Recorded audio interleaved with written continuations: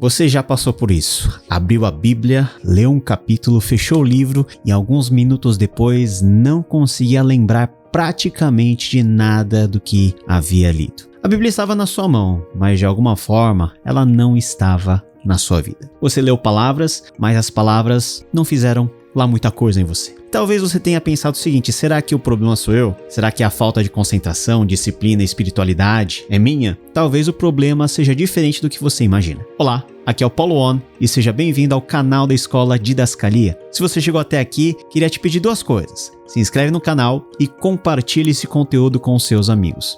Você é muito bem-vindo também para deixar aqui embaixo os seus comentários. O que eu quero conversar com você hoje é sobre a relação entre a Bíblia e a sua vida. E eu quero trazer isso de uma forma concreta. E para isso, preciso introduzir um termo que talvez você já tenha ouvido, mas que talvez nunca tenha parado para entender corretamente. Teologia bíblica. Eu sei que teologia bíblica soa um pouco acadêmico. Soa como uma disciplina de seminário que interessa ao pastor e ao estudante de teologia, mas não necessariamente a você que trabalha o dia todo, chega cansado em casa e abre a Bíblia tentando encontrar alguma coisa que sustente a sua vida durante essa semana dura. Mas eu quero te convencer do contrário. Quero te convencer de que a teologia bíblica não é um luxo intelectual, mas é a chave para nós compreendermos a Bíblia de uma forma transformadora. E deixa eu te explicar como isso acontece e como eu entendo isso. A Bíblia não é uma coleção de textos independentes. Ela não é um manual com versículos organizados por tema, apesar de concordâncias e devocionais funcionarem assim.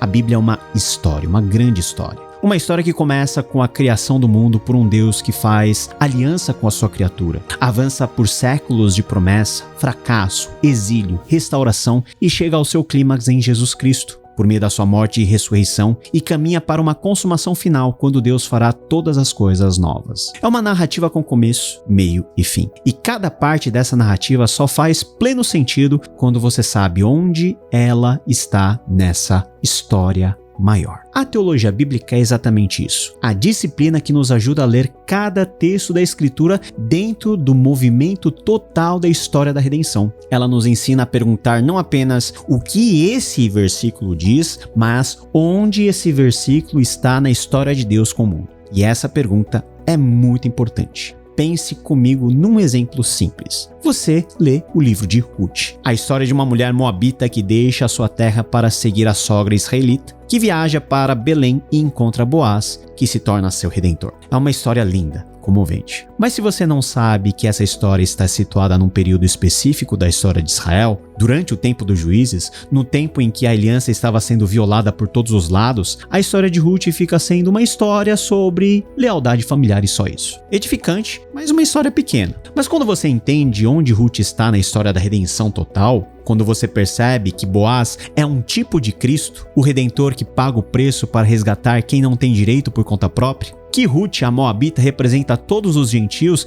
que seriam incluídos na aliança pela graça, aí você começa a ler o mesmo texto e ele tem uma profundidade completamente diferente. A mesma coisa vale também para Êxodo, para os Salmos, para os profetas, para o próprio Sermão do Monte. Cada texto tem um endereço dentro da história da redenção. E quando você sabe o endereço, a carta chega. Agora eu quero voltar à cena do começo. Você abre a Bíblia, lê, fecha a Bíblia, esquece de tudo. Por que isso acontece com tanta frequência? Eu diria que uma das razões principais é que lemos a Bíblia como se fosse uma série de mensagens soltas, uma por dia, cada uma com uma lição de vida para aplicar naquele momento específico. E eu quero dizer que há valor nisso. Não estou dizendo que a Bíblia não pode ser aplicada ao nosso cotidiano, mas quando esse é o único modo de leitura, a Bíblia inevitavelmente começa a ficar curta. Ela vira um calendário de devoção, um provedor de frases de consolo. E aí, quando a vida complica de verdade, quando você enfrenta uma perda que não tem consolo fácil,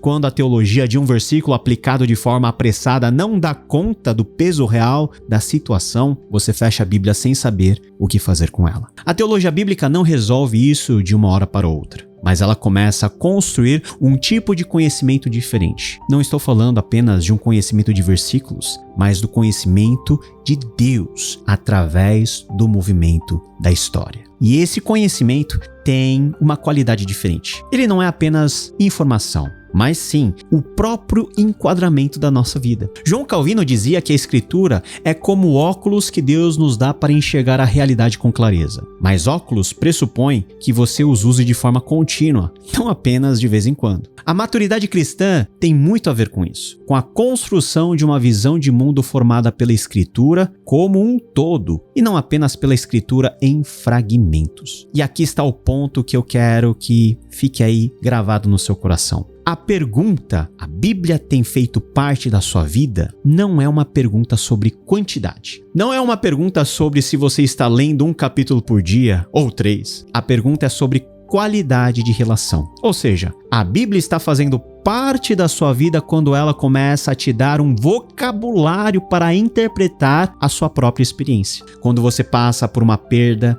e a história de Jó não é apenas uma lição sobre paciência, mas uma janela para entender que o sofrimento do justo tem lugar dentro da narrativa de Deus. Quando você enfrenta uma promessa de Deus que parece demorar demais, e a história de Abraão deixa de ser uma história para crianças na escola dominical e vira um espelho que ilumina a sua própria espera. A Bíblia faz parte da sua vida quando você pensa com ela, não apenas quando você a lê.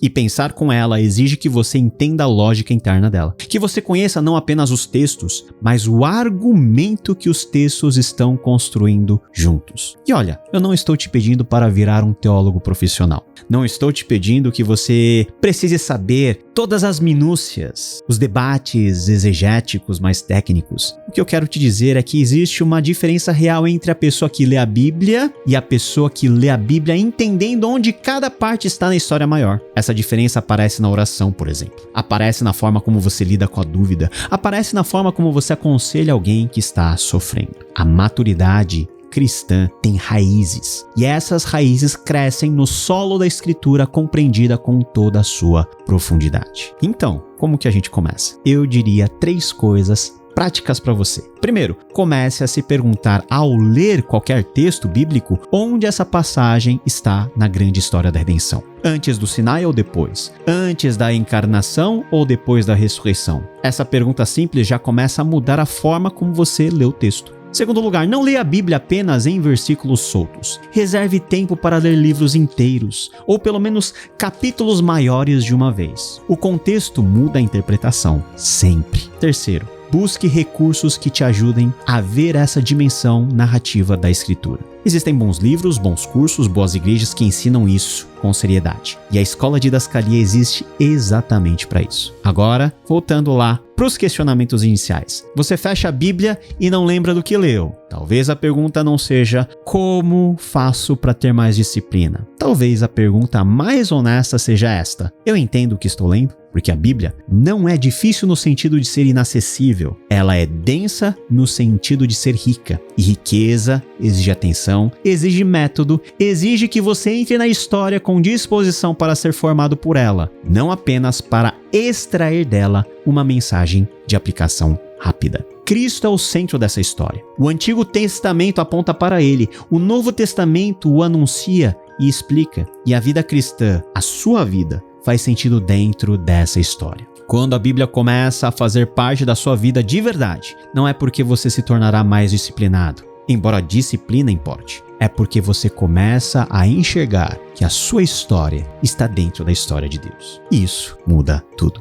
Não se esqueça de se inscrever e comentar aqui embaixo. E fica ligado, em breve a Didascalia vai chegar a você com uma cara totalmente nova e conteúdos para abençoar a sua vida e ministério. Que Deus te abençoe. Nos vemos na próxima. Tchau, tchau.